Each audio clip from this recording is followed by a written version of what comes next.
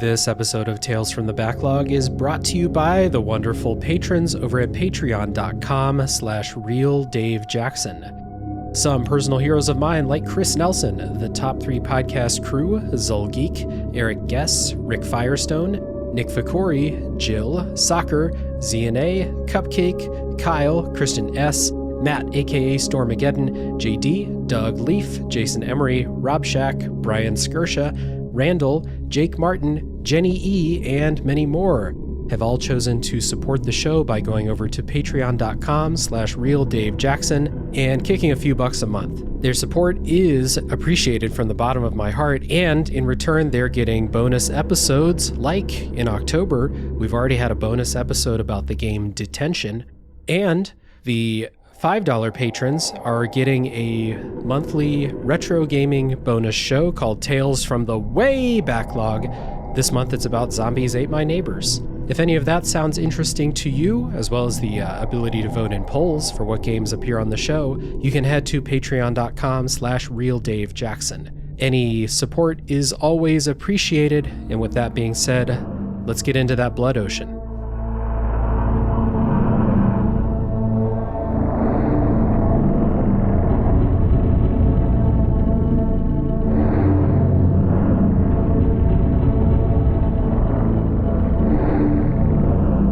Hello everybody, my name is Dave Jackson, and you're listening to Tales from the Backlog. This is a video games review podcast where each week I'm joined by a guest to bring a game out of the backlog, play it, and discuss. My guest today to talk about Iron Lung are friends of the show, the co-founders of the Duckfeed.tv podcast network, hosts of such wonderful shows as Watch Out for Fireballs, Bonfireside Chat, Abject Suffering, and too many to list at the beginning of one podcast. They are back from their trip to the bottom of the blood ocean, Gary Butterfield and Cole Ross. Welcome to the show, guys. Thank you very much for having us. Thank you. I'm still in the blood ocean. Oh, shit. I shouldn't have assumed. I'm sorry, Gary. I've got Wi-Fi in the blood ocean. Hell yeah. And that's not a metaphor. That's not a gross urban dictionary Euphemism, thing. no. Wi-Fi in the blood ocean. Yeah, hi. Thanks for having us. Yeah, of course. Yeah. Want to give you guys the customary time at the beginning of the show to talk about this stuff that you do and where people may have heard your voices before. Yeah, we are Duckfeed.tv, a podcast network that primarily talks about video games, but talks about many different pop cultural artifacts. Been going on now for more than a decade. Our flagship show is called Watch Out for Fireballs, which is a games club podcast. But then we do several other shows, comedy shows. We do Bonfireside Chat about the Soulsborne games. We do a general video game show in the form of The Level. We're doing a recap show about Breaking Bad, which will resume once the strike ends. Hopefully by the time you hear this, that is true. We just done a whole lot of stuff. And yeah. Any number of shows for folks who like general media kind of things.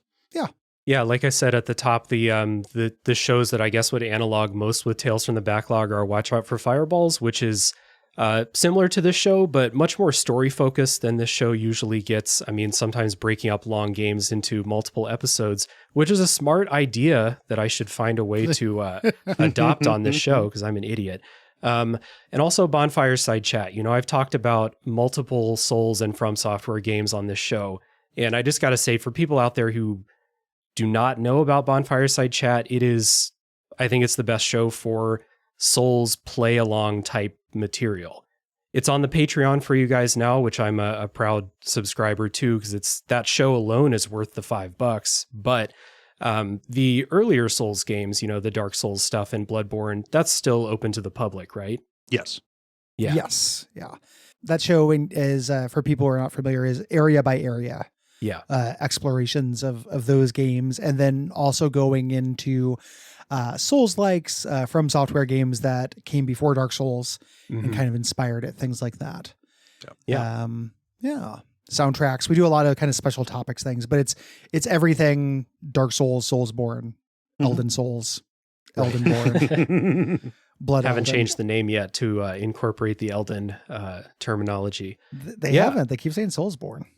And you guys have a couple of shows. Like, I was thinking about this game, Iron Lung, today, and you guys have, by my count, at least 3 shows that this game could appear on. for being a horror game, for having a movie adaptation upcoming. So no matter what you like, Duckfeed's got something for you. So like I said, today's game is Iron Lung. It is a first-person horror game developed and published by David Szymanski for PC and Switch in 2022. I'm imagining like cozying up in bed after a hard day and playing Iron Lung just to relax, right? Yeah. Really happy to have an opportunity to play this. This has been on my 2 playlist Hell for yeah. a while, and this is a great excuse. Yeah, love it.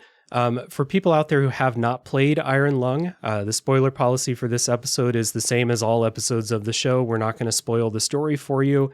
This is a very short game. It's fairly light on upfront story, but we're still not going to spoil stuff that's best left experienced for the first time until the spoiler warning. So if you check down in the show notes, you'll see a timestamp for when that spoiler wall is, and you can jump out at that point if you don't want to be spoiled. So in case people have not played Iron Lung, we have prepared some elevator pitches to try to get you to play this. I say it is a somewhat cozy but mostly stressful submarine trip to the bottom of an ocean of blood. How about you guys? Mine, I forgot to do this in advance, so I had one, but it was spoilery that I like better, and I'll share it after the spoiler wall. Right. Creeping dread as a navigation puzzle is what I put. Yeah. And for me, I put about as minimal as a horror game could be to great effect. Yeah, absolutely. This took me 1 hour to play. This is something I don't think is going to like differ for a lot of people unless you spend a ton of time digging in the computer logs. About an hour for you guys, right? Yeah. Which made it an easy pitch to come on someone else's podcast and talk about. Nothing beats a 1 hour game, right? Not at all. Yeah. So we'll get started with our histories with Iron Lung. What put it on our radar? Why did we want to play it? Maybe our history with David Szymanski, because he has another high-profile game as far as indie games go with Dusk. So I will turn it over to you guys. When did you first play this? If you played it before, why did you want to play it?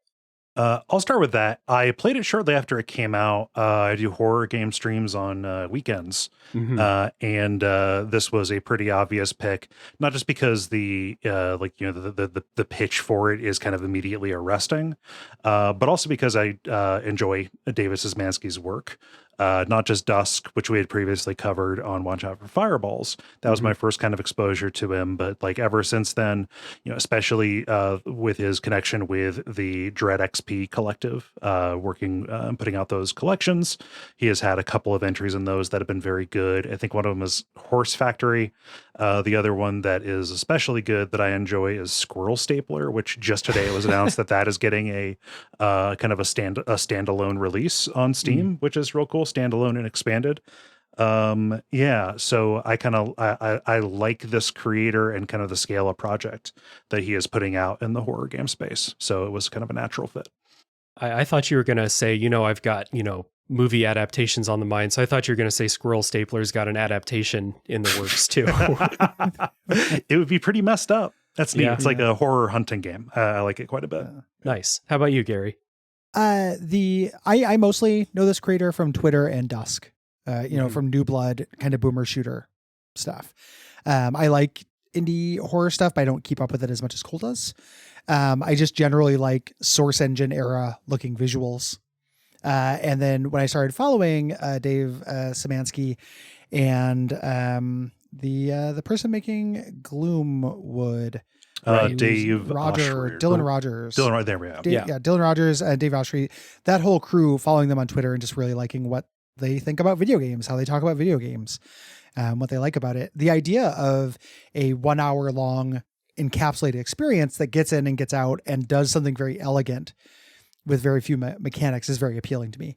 It's becoming a cliche at this point that like I want, shorter games with worse graphics for more money, that tweet, but that is true. Like most people I know actually do want that. And this is a great example of that. Love to see more games like this. Yeah, absolutely.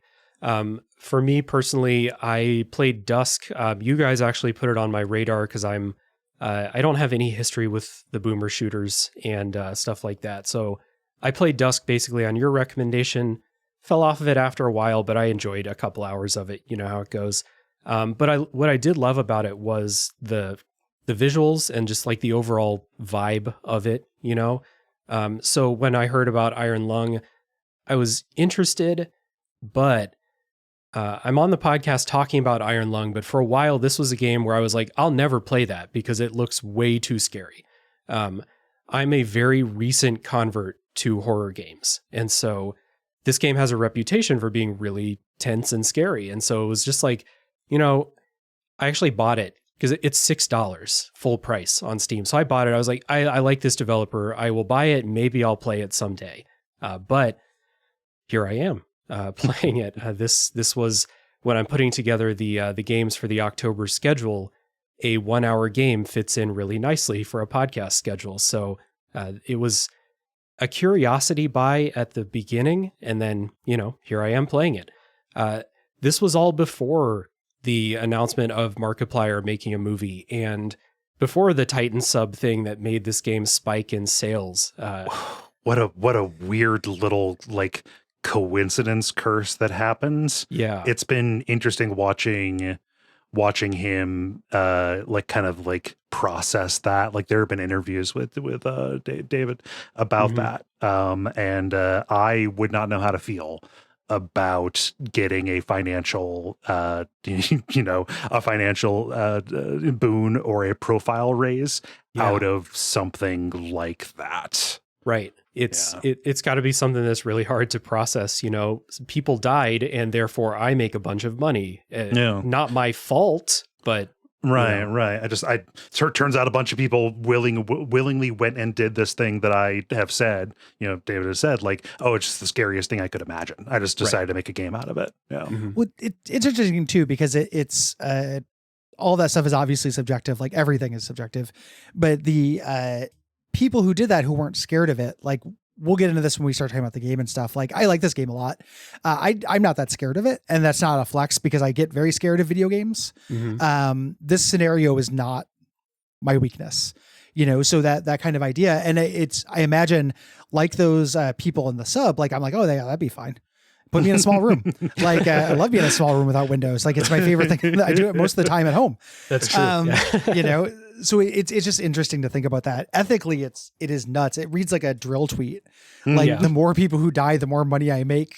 Like, you know, drill, you know, or something like that. Like, it's very, very bleak. Woof. Yeah. So Gary, you said you enjoyed the game. I guess I'll go ahead and give some quick opening thoughts here too. I enjoyed this a lot too. It's really hard for a game that's 1 hour long to overstay its welcome, and this game doesn't, you know. I got the feeling this felt like a game jam type of game that just got like more polish afterwards, you know, added some lore and stuff like that. But it's a very, very simple premise for a game. And it works. It's a good premise and keeps you on your toes, keeps introducing new stuff at a good pace. It's got some cool gremlin horror shit for its like backstory. And then it's over. It's a nice snack of a horror game. It's hard for me to think of a horror game that sustains being good for a very long time that is a pure horror game. You know, like I can play 20 hours of Resident Evil 4, which has elements of horror. Yeah. But I'm not in the market for a 20-hour horror game.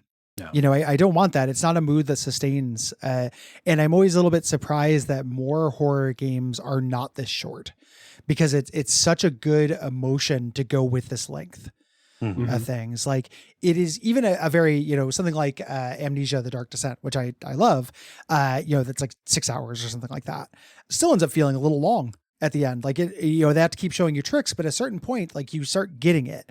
There's only so long you can stare at strings without seeing them, no matter how dark it is. And I think that's the thing that this game does that I admire more than I viscerally felt. Like from a game design perspective, this is super impressive to me. Because of that absolute elegance and focusing on just a couple of core things. Right. Horror benefits so much from compression, right? You really want to, you know, the best horror controls your breath. almost, right? You're holding it, there's the buildup of tension and release. We talk about this in our show about horror movies that we do on Filmable, but that is kind of one of the huge deals. You want to just kind of really keep a tight hand on the rudder of your pacing. Sorry, I mixed my metaphors there. And this is incredibly compressed. And on horror also, in addition to compression, requires, I think, a little bit of discipline.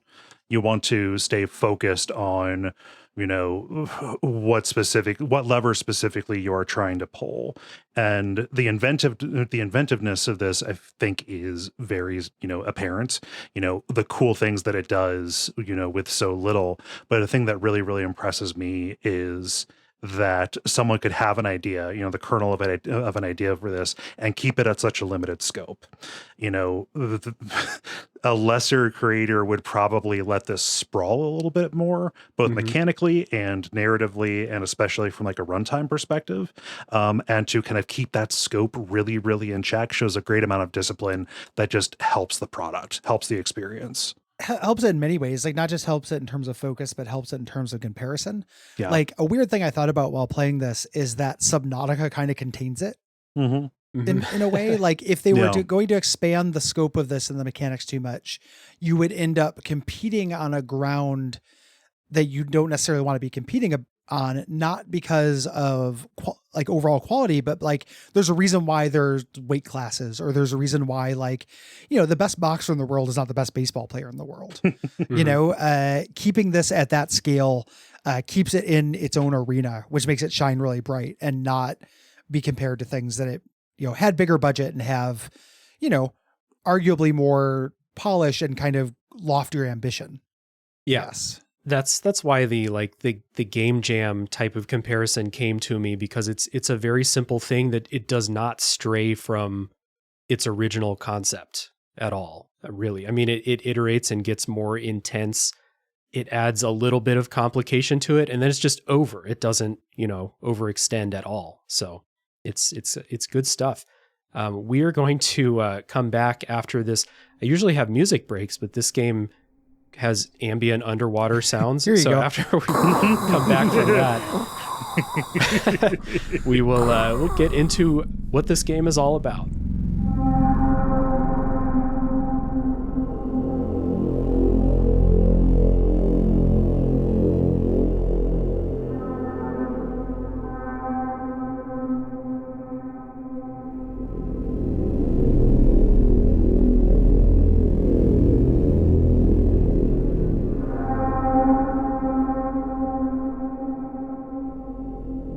So in Iron Lung, you are a prisoner piloting a makeshift submarine to the bottom of an ocean of blood. What happened? It shows you in like a little backstory screen at the beginning. There was an event called the Quiet Rapture, where every known star and habitable planet vanished, leaving only people who are on space stations or starships alive. So we do what we do, and we're on the hunt for resources. And where are the resources? Maybe at the bottom of this ocean of blood on the moon. So you're a convict tasked with going down in this submarine to explore an anomaly down in the ocean of blood, looking for stuff. And the key thing in here that kind of sets the mood for it is your sub, nicknamed the Iron Lung, was not designed to go down this deep. So they're going to weld you inside, and they're going to shut the forward window. There's no time for training. If successful, you earn your freedom. That is the story that you get at the beginning of this. And I got to say, I don't need more of a setup for why I'm in the ocean of blood. This is pretty sweet. It's also remarkably bleak. Oh, yeah, like, absolutely. The world presented, even outside of this, is one completely without hope, which makes like the, what you are doing even more absurd on a cosmic scale. Yeah. Comically so. Yeah. Every planet disappears and we still have convicts. Oh, yeah. Can you imagine? Yeah. You're one of the three prisoners left alive. Yeah. Yeah. Like, there's 7 people left, but this one's got to go. Mm-hmm. Yeah.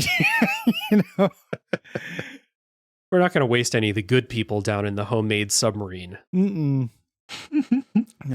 It's a really good setup, and I was surprised that there was more backstory than this. Yeah. I don't resent it, but I didn't think it was not even really necessary to have it. This is perfect. You're the running man underwater, and you're in a windowless room. Yeah. Get fucked. And like that's great. That's a really good hook. Yeah. There was a bunch of added story like in an update after the game first released, which I did not really dig into the story. Little gameplay spoilers. I was very stressed playing this game, so I was not reading the computer logs. But if you take the time to dig in, you can learn about a bunch of the space stations and moons and stuff that are still not available, existing, I saw that was there, so I played this originally before that was added in the patch. I didn't care to know more. Yeah, you don't need to. I trust that there's cool story bits in there, but like, I don't know, like what's on the page, in this excellent, PC, old PC shareware DOS style tech splash at the beginning is plenty of motivation, plenty of mood, to kind of set up why I'm here and what's kind of going on. Didn't necessarily need a lot of lore or backstory. Did not want a source book. Yeah. A source book kind of actively hurts us a little bit. Yeah. I guess it kind of makes me wonder a little bit about like, if they're adapting this for film, like a full feature film, are they going to try and add in a bunch of characters with backstories and stuff like that? Or is it just going to be someone freaking out in a submarine? I don't know I don't know my markuplication tables well enough to know whether that guy is going to do well by it. But there's a version of it that's like Moon that I would really like. And then there's a version of it that's like the adaptation of World War Z that would get like sprawling out of control and get real stupid. And I don't know enough about the Markiplier to know which one he's leaning towards. Yeah, me either. Apparently he's done some film stuff on YouTube that people seem to enjoy, but I've never watched any of it. So I guess we'll see. If you look at the runtime and it's like 2 hours, 40 minutes, then I'll be like, nope, shouldn't be longer than the game. Yeah. The one thing that this backstory did kind of give me from like a, I guess, story, but into gameplay perspective is like the fact that they're like, hey, your sub's not designed to go down this deep. It's going to be bad. So it gives you like this sense of urgency when you're moving from spot to spot, or at least it did for me. Yeah, I mean, and also like that is very important, because like it's one of the first, I don't know if this is a spoiler, but one of the first things that you see is as you are lowering, the porthole closes. Yeah. Right. In order to pressure seal, kind of setting up, the information scarcity that we're going to talk about when we talk about what you have to navigate with. Right. Yeah. And then showing you the O2 meter as well. It gives you that sense of urgency and scarcity that is an illusion, but a fun illusion. Yeah. I guess the other thing about this is that the design of the inside of the sub looks like they literally pulled these pieces of metal out of the trash and like put this thing together to put you down in the blood ocean, Yeah, it's got and it is, basically what happened. Yeah, probably. Yeah. It's probably in the computer log, the construction of the Iron Lung. So in Iron Lung, the gameplay is you moving from node to node on this map that you have, or throughout the ocean. You're moving from spot to spot. You're tasked with taking pictures. That's your mission. It's like a survey mission, basically. And we talked about this in the beginning of the show a little bit, but the thing that this game really does is it takes away so much of your information and your control so that you're basically, you are piloting in the dark because there's no windows. You probably couldn't see outside even if there were windows in the blood ocean, right? But you have so little information to go on when you're moving from spot to spot, and your controls are so like, you can go forward, you can go backward, you can change the angle at which you're driving. That's about it. You're driving around an underwater Jill Valentine. It is. You're basically piloting a Kingsfield at the bottom of the ocean. Yeah. A Kingsfield at the bottom of the ocean with an interface that, like, yes, you are, it's 3D first person, and you're doing a little bit of moving around in the ship. But like fundamentally, when I call this stripped back, like it feels a little bit like you are trying to play a horror game through a TI-83 graphing calculator. Mm-hmm. Yeah. It's the type of interface that would work on anything that a game has ever run on, right? You're pressing a button to move forward or backward, you're pressing a button to turn, and there's a screen showing your coordinates, and that's all you get.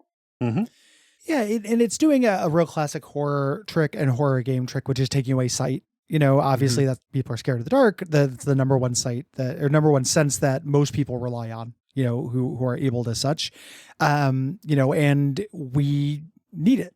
I think about something like Papa Sangre or that other iOS game that the Year Walk maybe is the name of it. No, that was more of a graphical adventure. Yeah, Year Walk was.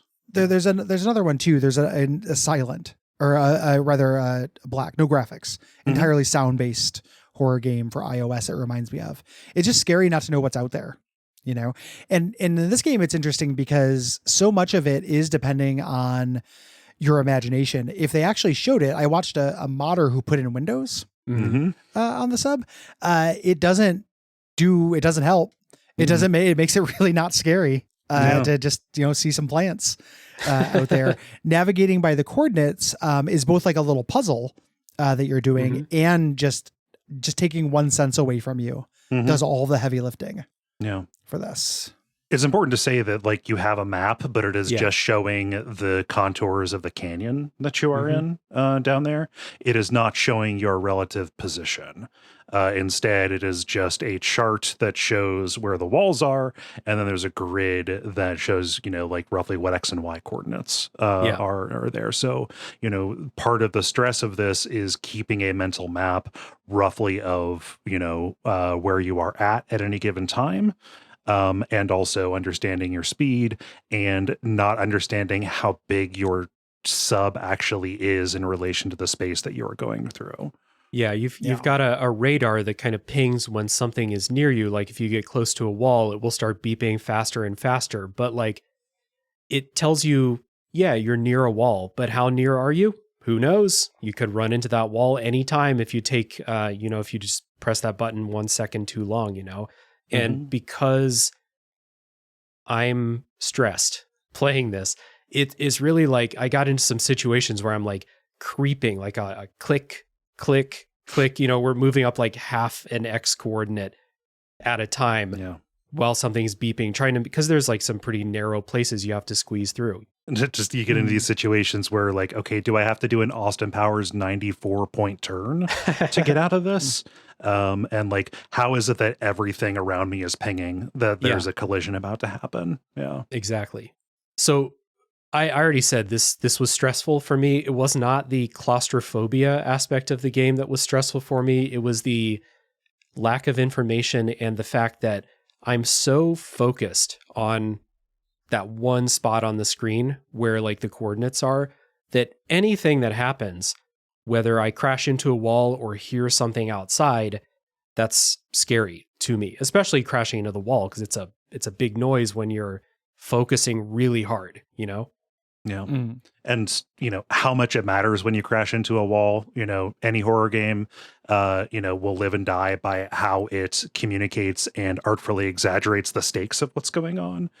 Here, that is a huge, kind of lever on which this does succeed, because like, you have a pretty fair amount of like health, like you can bounce back from stuff, but it sells it audio and visually that like, hey, this is a really bad, mess up that you had, getting into this. Interesting. Yeah. I never crashed. I never hit anything at less than the speed that would instantly kill me.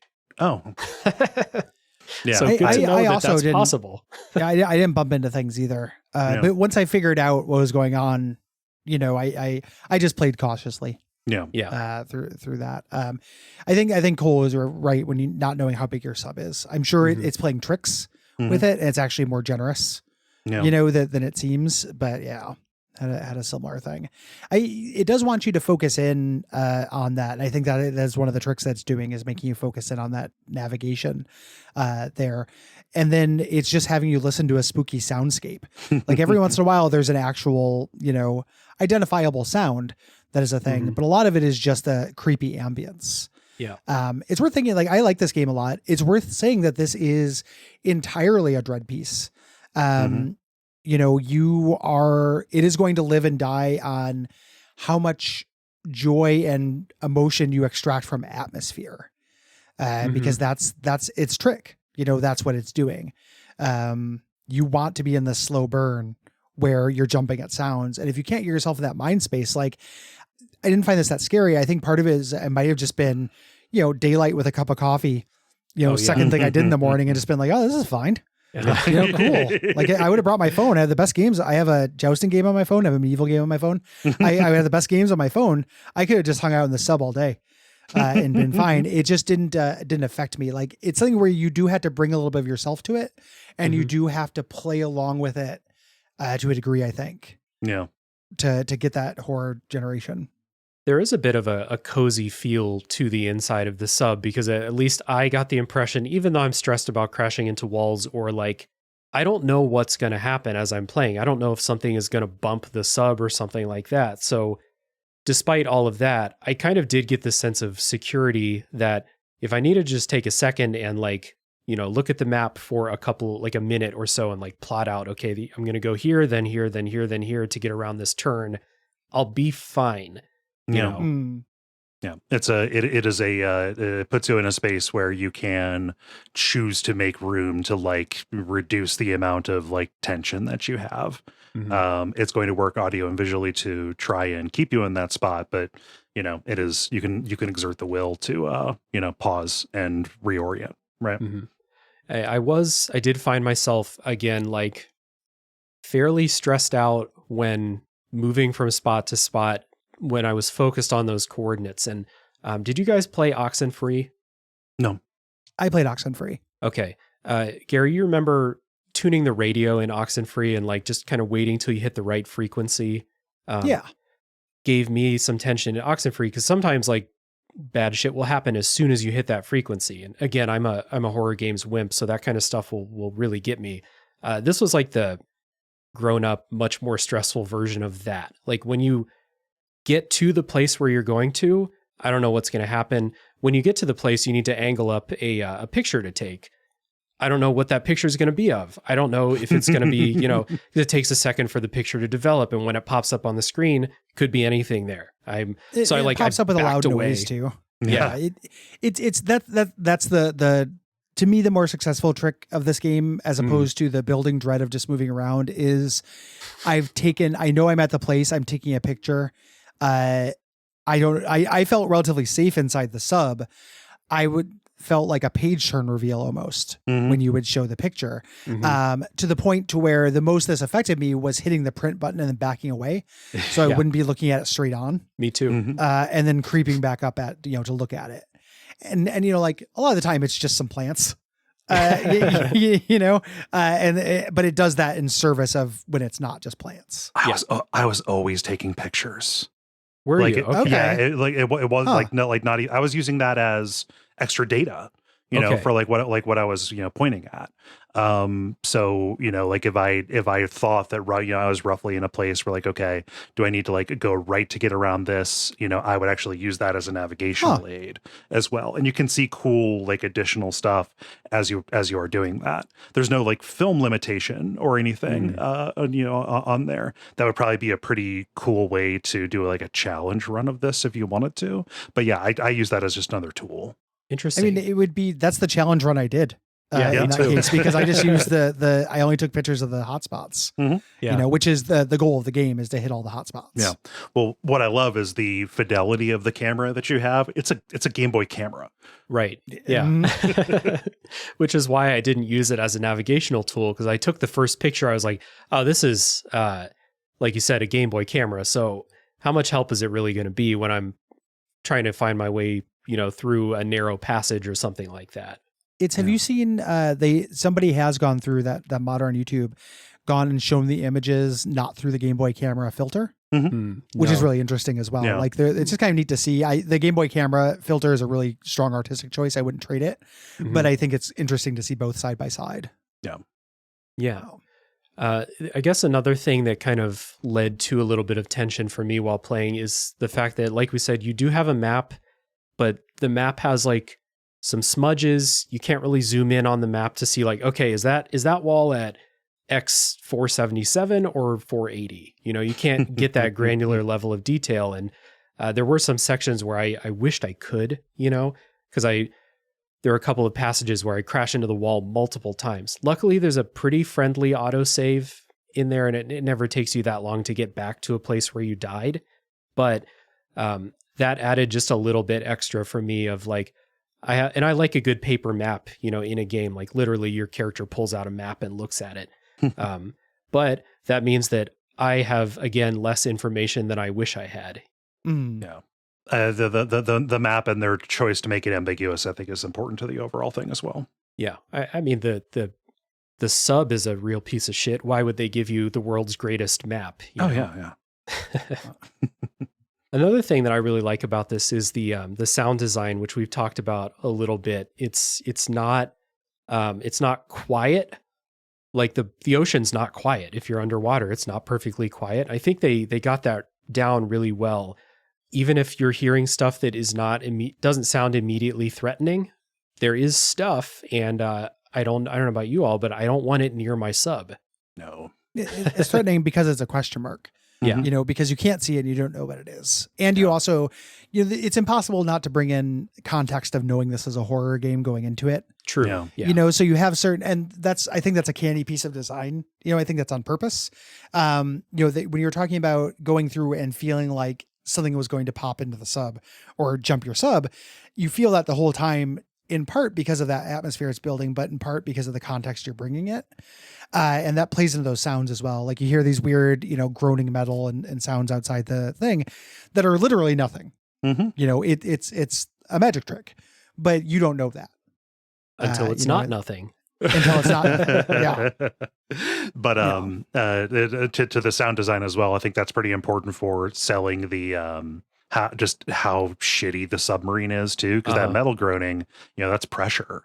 You know, you're seeing the drips coming in, and just kind of a constant low level reminder if you are susceptible to the claustrophobia of this, or just if the actual situation brings you a good deal of tension, kind of constant low level reminder of how precarious things are for you.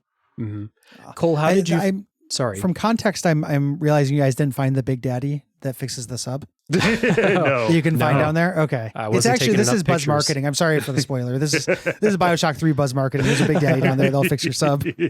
That's where they are. Okay. You were going to ask me something?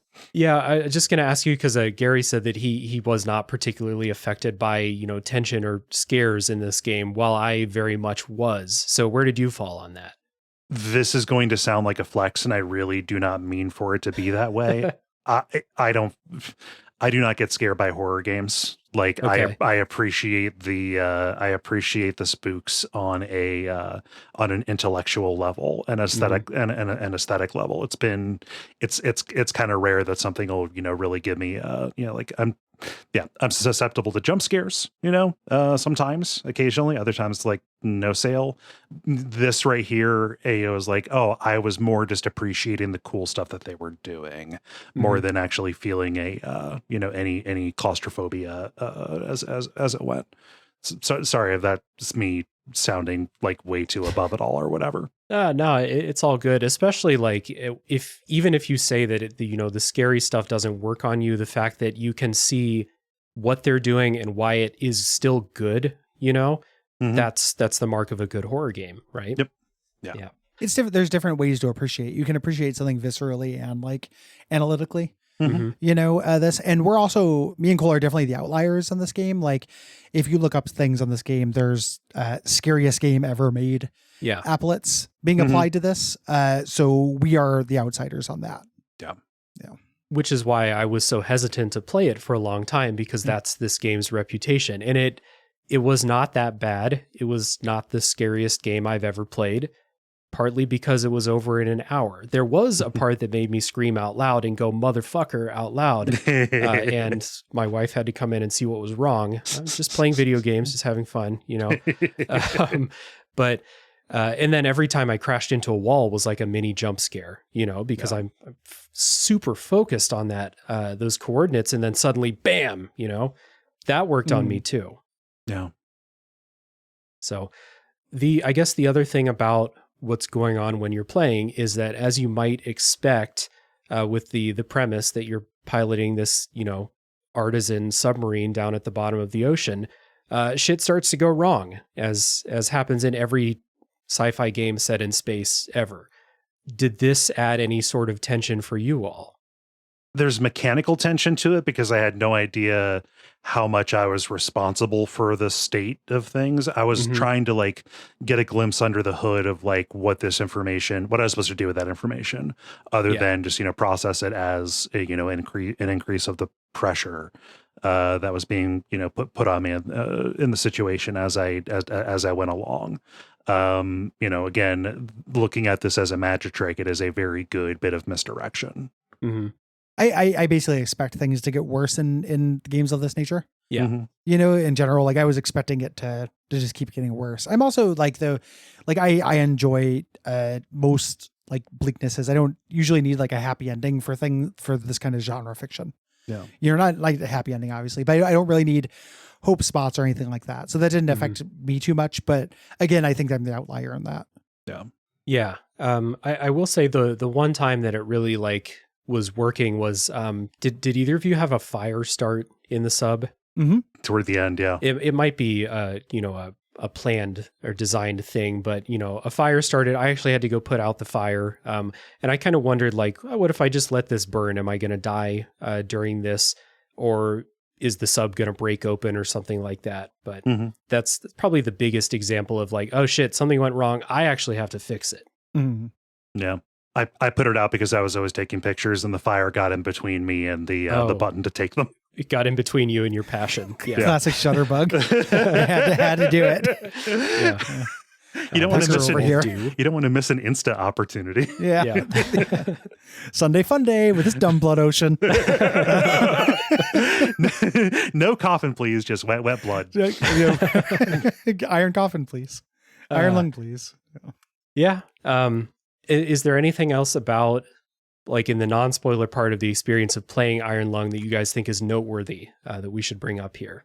To that point about needing to put out the fire at that one point to go take the picture, I do like that you have to relinquish the controls to to go and do that, which does feel a little bit like, hey, if there's anything that I need to respond to, and maybe that is going to be a something I'm going to regret having done at that particular point. I think that is a good decision to make you have to turn away and specifically face away from any information about what you have in order to reveal that. If something does happen, I'm going to have to run over and press the single button to slowly move away from whatever I'm trying to escape from. Yeah. Yeah, I don't know that I have anything else that isn't spoilery, and not all that much left either in kind of general, because it's a pretty simple game, which is to its credit again, but there's not, in the best possible way, there's not tons of depth to this, there's not too much to talk about, which is fine. Because again, I want shorter games that look worse, and for people are paid more. Yeah, fair enough. Much. Yeah. So I guess this is a good opportunity to kind of give some quick wrap up thoughts and just answer the question: what type of person would you recommend play Iron Lung? Good question. It's such a small ask, right? Like it's an hour and $6. So that's a movie. That's renting a movie on smart TV. Like that's not too much money. An hour is not too much time. I think that if you are interested in atmosphere and you're interested in doing a lot with a little in terms of game design, I think you'd really like it. And I think it's worth it because it is asking so little of you. Yeah. I would recommend it to folks who maybe have, it's hard for me not to project, but like if you want to see something new, something actually like really unique in the horror space, especially like indie horror, which most of it is now. This is different. There is a huge amount of novelty to this that is not just, Flashlight House walking around and exploring Unity assets or, aping, Silent Hill or Resident Evil. Like there's joy to be found in that, but like this actually is something new under the sun. At least as far as I'm aware. And that is really, really, that kind of novelty is really, really attractive. Yeah, I agree. Like Gary said, it's a really small ask of people, so it's an easy recommendation unless you're just like, I don't want to play horror games. Then don't play this, obviously. Yeah. But everyone else, I mean, it's $6. It goes on sale for like $2 from time to time.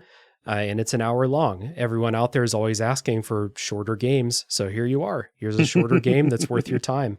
So before we get into spoiler stuff, we'll do a little bit of housekeeping. Once again, I will turn it over to you guys to tell people where they can find all the Duckfeed stuff. Yeah. All of the shows are listed out at duckfeed.tv. And you can go and subscribe to the individual ones. Just pick your poison. Like we said at the beginning, the most similar show to this would probably be Watch Out for Fireballs.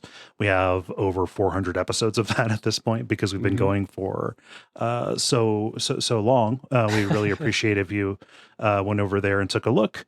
Usual disclaimer is like, if you are looking at stuff, find a game that you know, not a game that you are especially in love with, because we oftentimes we are not exclusively positive. We're not cheerleading. That's not the idea behind the show. Yeah. So that is the way to kind of see the breadth of what we do. And I'll let Gary do the Patreon stuff. Yeah. And if you want to support us and get a bunch of bonus stuff, you go to patreon.com/duckfeedtv. We have a bunch of bonus shows on there. So if you like horror stuff, we do a show called Unfilmable about horror media. Once a month that has been going on for a long time, started covering Lovecraft adaptations and then expanded. We think that's real good. And you get all of them. The way we design our Patreon is you can backport. So you give us $5 once if you want to listen to all those episodes at a time, and then depatronize.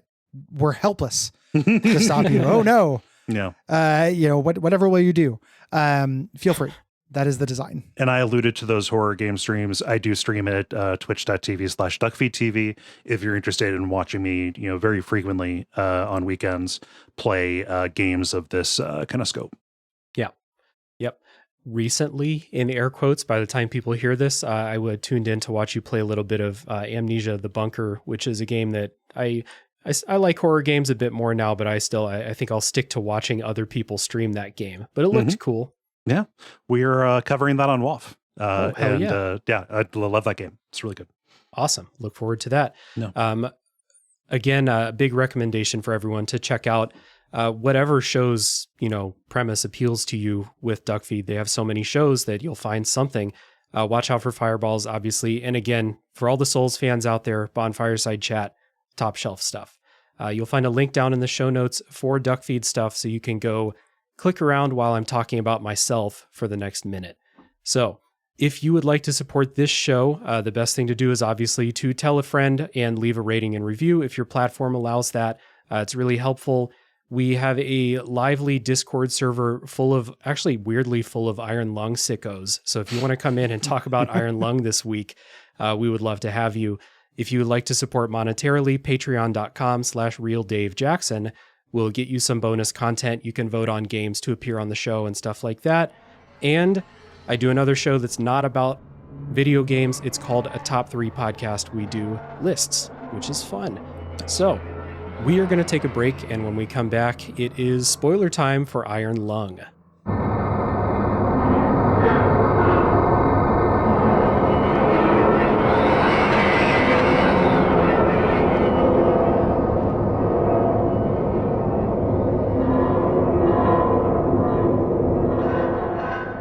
All right, we are back, and it's time for spoilers for Iron Lung.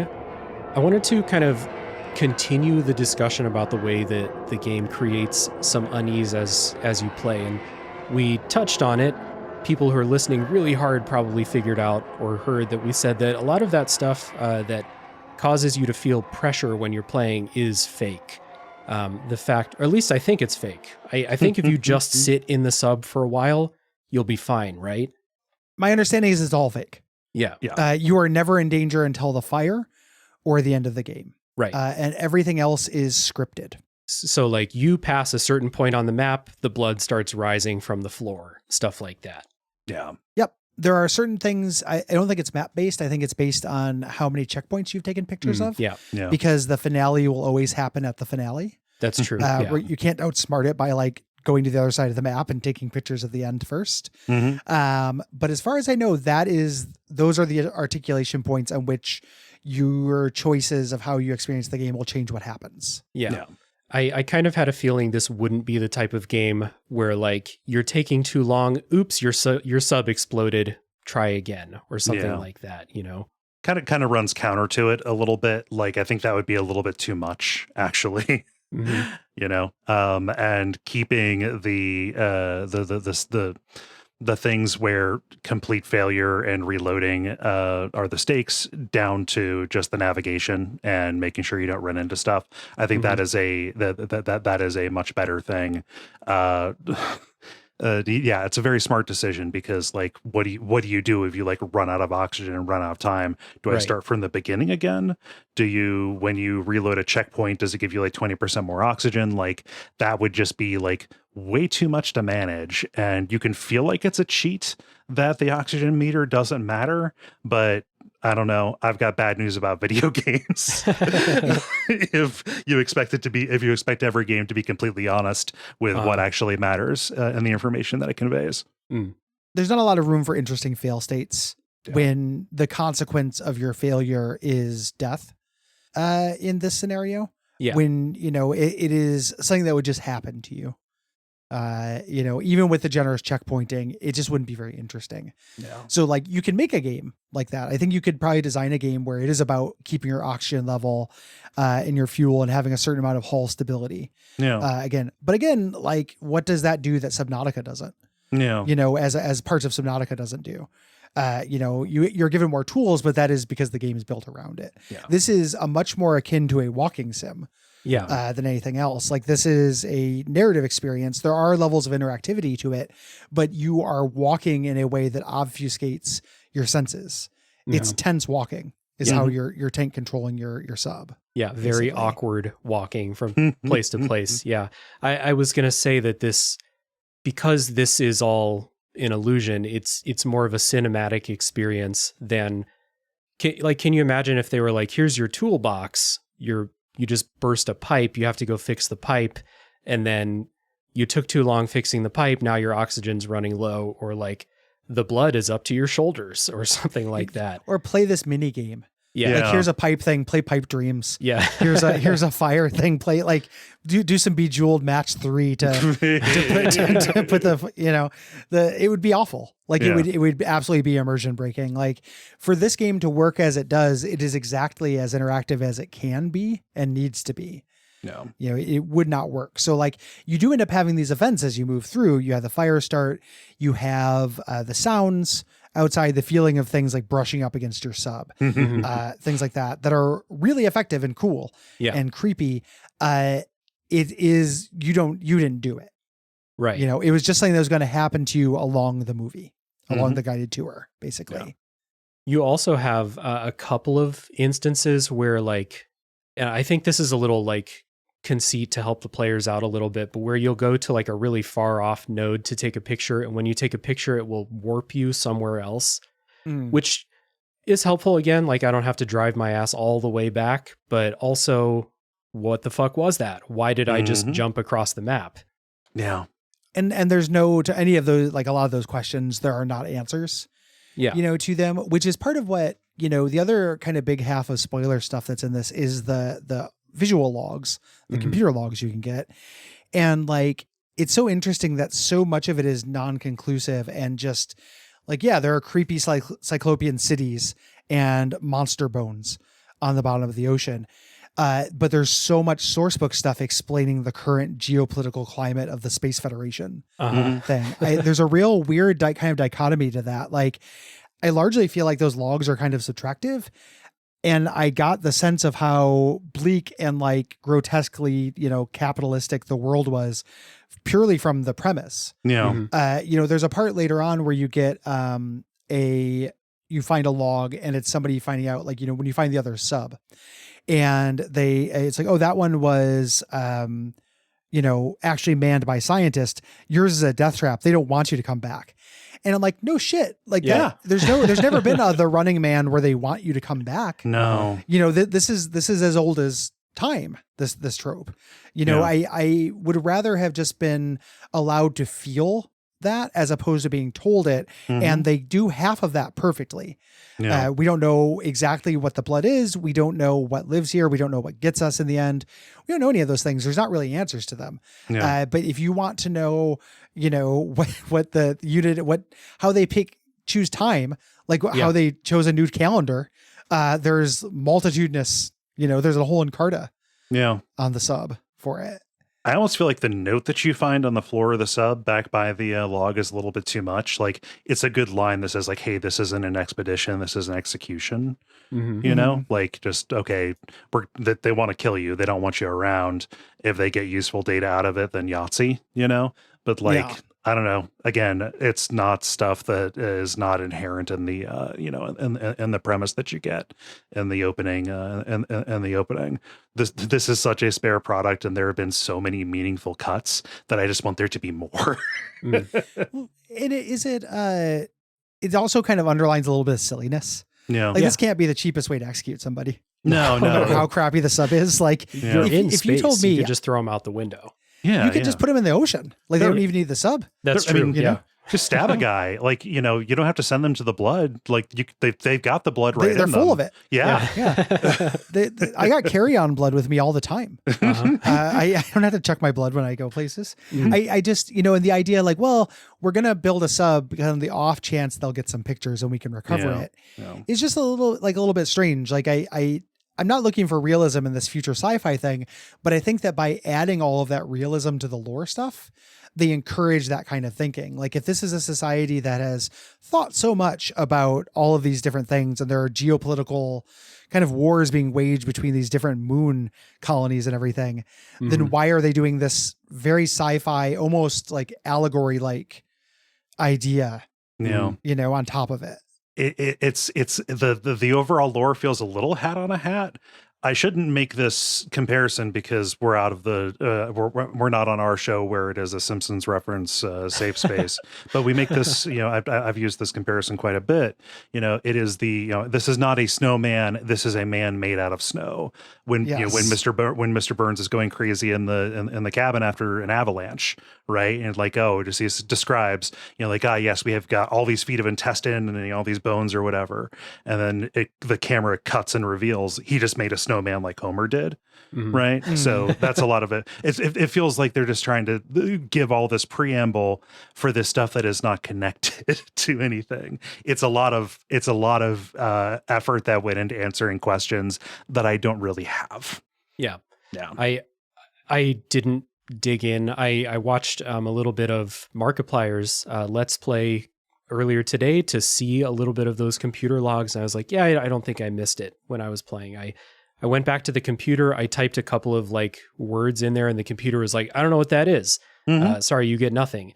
Yeah. And I don't have, old timey adventure game brain. So I was like, okay, fair enough. I'm going back to the controls. I fired it up and typed help, and then it said query not understood. And I was like, this is bullshit. This is a computer. Kind of along those, the mystery there is the things that you're taking pictures of, again, with the fidelity of the Game Boy camera. This is a part where I think they did leave a lot like to the imagination in a really helpful way. Like, I put a couple of the pictures in my notes doc here, and they are just like, what if this was a bad picture of a squid, or like an up close of half of a spider crab or something like that. Just enough to give you the sense that there's weird shit out there, but nothing more than that, which is great, I think. Yeah. The things that work for me are when you run up and start finding the anomalies that are clearly constructed. Right. Yeah. And the archways or the monuments or what have you. That is more interesting to me than like, this is the remains of, a very large creature that could be out hunting you. Yeah. And from taking pictures of stuff as you're trying to navigate, like the coolest moment to me was when you were working your way towards the north part of the map and you had to pass through like a very narrow, what seemed to be just another very narrow channel in the canyon. And if you take pictures, you can see like there's a gateway Like this is a Yeah. Cyclopean city that something out there had built. And, the thing for me was like, this felt a little bit less like an expedition to, find resources or whatever, but more just like to maybe find something that could possibly answer, or something that might be related to why the quiet rapture happened and, why this didn't go away in that. Yeah. And once, for me at least, like once I saw that was what was happening, like, oh, there's ancient cities on the bottom of the ocean.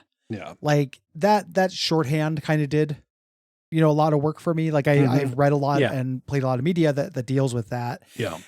It kind of put a little bit of a bounding box for me. And that's through no fault of the game. Like everyone has to be exposed to their tropes for the first time. No. By something.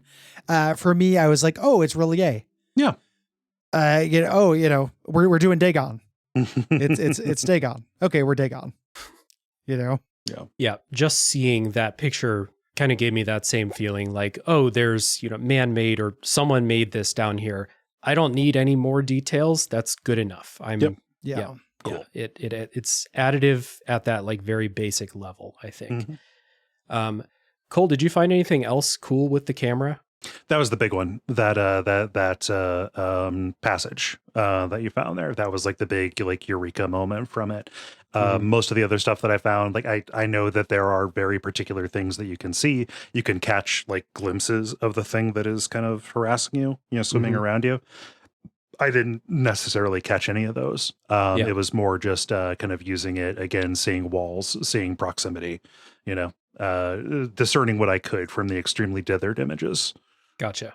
Yeah. It makes it the control scheme specifically makes it kind of a pain in the ass to hunt for stuff in a way that I think is additive. Yeah. Like if you were going to try to make a complete map or draw a version of this, you spend so much time varying between, moving by literal degrees and taking pictures. Yeah. That it would just, I think that it doesn't want you to, it's discouraging that. I'm not saying like, your exploratory stuff, Cole, was bad. I'm saying that like actually trying to be completionist about it and see everything is fairly contrary to the spirit of what it wants you to do. I wasn't even like going out of my way, and especially being exploratory. This was just a way to get any more information about the situation and trying to orient myself. Like I am happy that those other things that you can find exist, not because I feel any compulsion or can even imagine the person who would have a compulsion to fight and go and explore everything and see it. But it's just like, it increases the chances that you're going to find something really cool by accident. And like that particular moment, I think is, valuable enough to put that stuff out there. Yeah. It feels like there should be more hidden stuff under there. Yeah. It's got that sense to it. Even though from like looking around, it doesn't seem like there's that much more, it'd be a real fun and cheeky thing for Dave to do, just add something, down there partway through. Like just a little tiny update. Here's a temple or something like that. Yeah. Have it shift around. Yeah. Like a language. Just all you would need is just a few glyphs, right? Yeah. Like just something. Yeah. So I guess building up to the ending here, there is a cool thing leading up to the ending where your radar has been really, really reliable for a while now. At least telling you where the walls are, and then if you turn away from the wall, the little blip disappears, right? Yeah. So you can trust it until suddenly you can't trust the radar because there's something right in front of you all the time. Now, I wonder what you guys thought. Did you think the radar's busted, or did you think there's something in front of the sub? I thought that there was anomalous stuff going on. Yeah. I tied it into the teleport thing that happens to you as well. Something, whatever otherworldly force that is happening here is fucking with my instruments. That's what I thought. Yeah. It's I am satisfied with any explanation, actually. Like it just kind of underlines the absurdity of it. Like it kind of doesn't matter what it is practically for you as the player. It means that, this thing that you were relying on is now, it is not giving you operative information. There's literally nothing you can do about it. Yeah. Yeah. I agree. I don't need to know the answer, but the fact that it could be multiple things, like plausibly multiple things, is cool. And the fact that that thing is always fucking beeping for like the last 15 minutes of the game added a little bit of tension for me personally. Yeah. So I guess we're up to the ending now. And Gary almost spoiled this in the elevator pitch earlier. We have, in my baby horror gamer opinion, one of the best jump scares I've ever experienced. It's so good. Yeah, it's really good. I love it so much. People hate it. They're like, this is incredibly polarizing.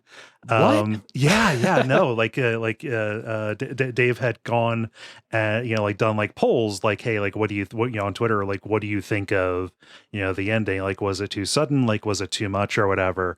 And it was very polarized. And I was like, how did you expect it to end? Yeah. Or what else would also work? Yeah.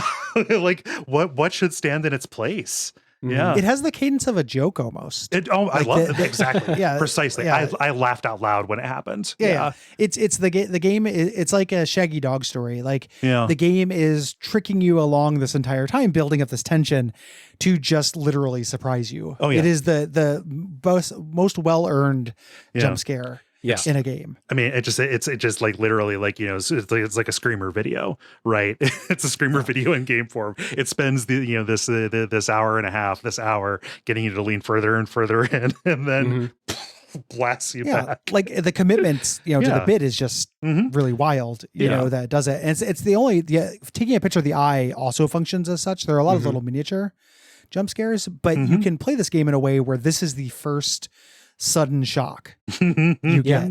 If you don't hit a wall, this might be the first big thing. Yeah. I love that idea and the confidence of a dread piece until it's not, and then fuck you credits. The speed of it and the edit of it is very important too, I think. Yeah. And like what you see too, like it's very quick, but like this thing just takes a chomp, he takes a bite. Right. Yep. This big fish that decides to end you. And again, underlining that absurdity, which I think is just one of the biggest, assets that this has.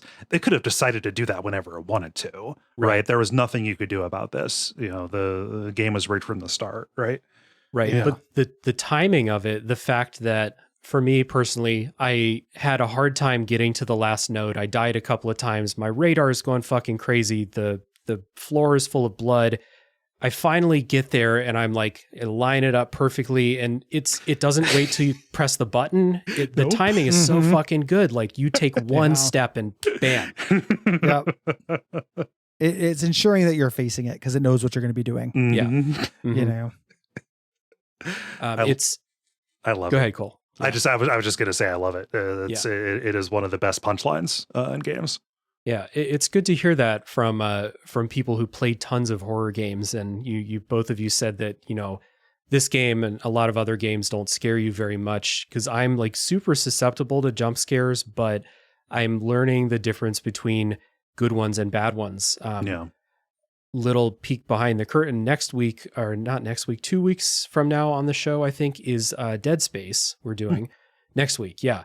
And I didn't think that Dead Space was very scary because I don't think they do jump scares well at all, besides the first one, because it's the same thing over and over and over again. The fact that this game had a bunch of little mini scares along the way with me crashing into walls and stuff like that, and then this big fuck you jump scare at the end was just, excellent. Yeah. To me, like good jump scares are ones you laugh at. Yeah. Yeah. Like if you laugh afterwards, that's good. If you literally think, "Oh fuck you," afterwards, I usually don't like it that much. I want to be kind of courted with them. Yeah. I want to be teased, with them, and it's bad ones are when they're like screamer videos. Where it's just there's no build up and just like I thought I was going to see a cat, instead it's a guy in a mask screaming, "Oh, joke's on me, you lied." Yeah, what a clever ruse, you lied. Got me. that kind of shit sucks. The reason why this one is so good is because there's so much work. Arguably the entirety of the game is in work of courting you for this one moment. Yeah. And that's just a beautiful thing to have happen. And it's also the last thing, right? Like when you get a jump scare, and jump scares are called cheap just because it is a physiological reaction. Sudden new stimulus, you're going to have a reflexive, kind of response to it, right? That doesn't mean that you shouldn't use them, but when you run into a jump scare in a horror game, it's like it suddenly puts you on edge, and not like good on edge, but it's like, okay, this is something that it sees fit to deploy, maybe for no reason at all, just because something interesting hasn't happened for a while. The fact that it is the last thing that happens and leaves you with that impression, I think is such a good use. It's probably like the ideal use for that kind of scare. Yeah. The player might inadvertently jump scare themselves along the way, but you've got one really, really good one. And like you said, basically the whole game is just leading up to this, because unless you get scared by things kind of bumping up against the side of the sub, there's nothing else that's designed to really scare the shit out of you like that. And this was one of those, like I said before the spoiler break, this is the moment where I was like, motherfucker. And then like afterwards I was like, all right, that was good. Gary Mr. Zemansky. When we were talking about the elevator pitches, you said that your initial one was spoilery. Oh, it was basically the best built up jump scare in games. Yeah, I think it was, which is my actual spoilery elevator pitch for it. Yeah. It's not, there are other elevator pitch or other jump scares I love. There are a great many games I like more than this, but in terms of that singular unit of build up and payoff for the singular unit of jump scare, I think this maxes out the meters. Yeah. Even as someone who, this one was really good. I don't say that I enjoy even a good jump scare very often. This one was so good that I was like, hats off. This was great. It's not the kind of thing you can be like, I'm looking for good jump scares. What has some good jump scares in it? Yeah. Because it's very subjective, and it's also a thing where, if somebody's like, I like them or I hate jump scares, it depends so much on execution. Like, I'm always kind of surprised by that attitude of just enjoying or disliking them. It's like saying I like and I've piano. seen it go both ways. I like piano music. Well, okay. All right. And that that could be like Mario ragtime, anything could happen jazz, or like, Ben Folds farting into his 88 keys about abortions and like whatever. Like that could be anything. It's very general. Yeah. It's a tool. Like you don't like cheese because you don't want to, you don't just like cheese in general because you don't want a slice of Kraft on your ice cream. You like cheese when it's properly deployed and it's part of a composition. Yeah. The other thing with this final scare is that I knew it was coming. Like I had read that there was a jump scare at the end of the game. Because me being the newbie to horror games that I am, I go on Reddit and I type, how scary is Iron Lung? And then I read what people say. And some people were like, it's actually not bad, except there's a jump scare at the end. And even knowing that it was coming, the fact that it was still as unexpected as it was, set up perfectly with this timing that I didn't expect, still got me really good. So even with that. That the spoiler didn't matter because the actual content was so good and so well delivered. Yep. It's really great. After that happens, you get another text screen that tells you what's going on after your sub explodes. So they say the expedition ultimately raised more questions than answers. Satellite images showed pieces of the SM-13 scattered all over the bottom of the trench, as though it had been torn apart by some huge beast. The wreckage cannot be reached at this time. No photographs have been recovered. The stars shine pale as bones. The moon is a lifeless corpse, its ocean a gaping wound. The universe, what's left of it, is dying.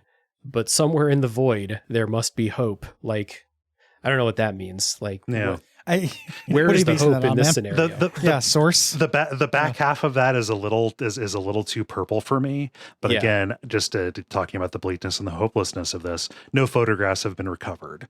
Literally the only thing that you accomplished, gone. Yeah. I would have liked more minimalism for this. It makes me wonder, earlier when we were talking about the narrative stuff being added to this, feeling like a solution to a problem that didn't exist. I half wonder, I should probably just ask the creator, but I half wonder if it's the opposite. I half wonder if it's a world and story Bible stuff that came first and then decided to throw it in. Yeah. Like it wasn't, they had the idea for this world, this vision of being on a sub in an ocean of blood. And then eventually said, no, we don't have to make it a narrative thing. Let's pare it back. But we have all this stuff. So let's throw this in there. Yeah. I wonder if it was that as opposed to answering a literal question. Yeah. Just if the fact that it was added after release does not mean that it was conceived of after release. Yes. Right. Yeah. I just, because it really reads like, story Bible stuff.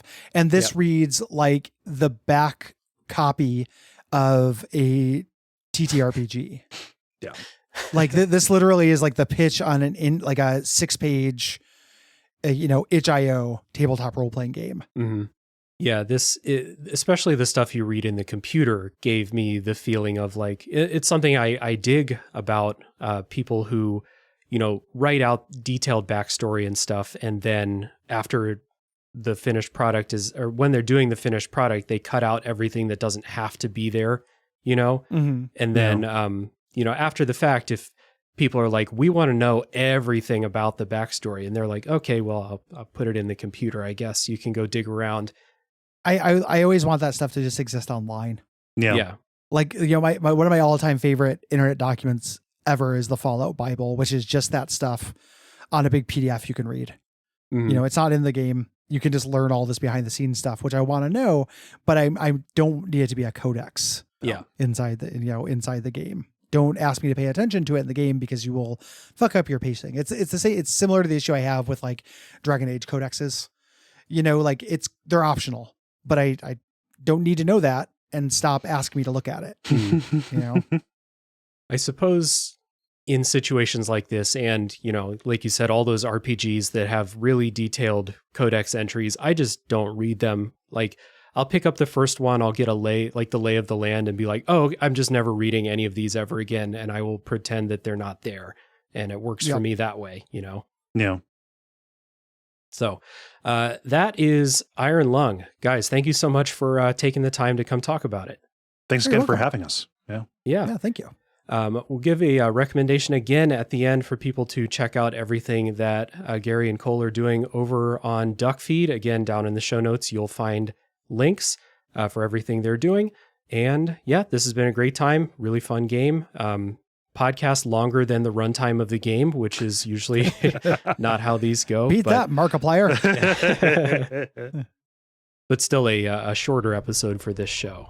So again, I appreciate you guys. Thank you so much. Everyone who's listening, thank you very much. Hope you go out and play it, even though we've just spoiled the entire thing. And tune in next week for Dead Space, the next game to come out of the backlog.